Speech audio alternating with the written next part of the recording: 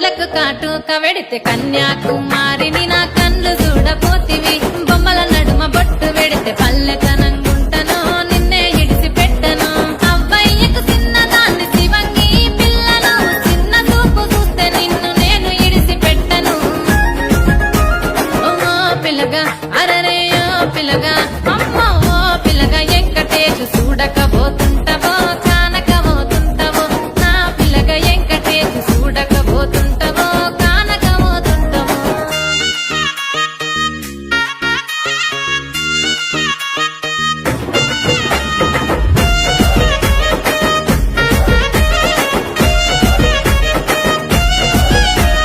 మన ఊరిలో నన్ను మించే అందమెవరికున్నదో అందగత్తెనే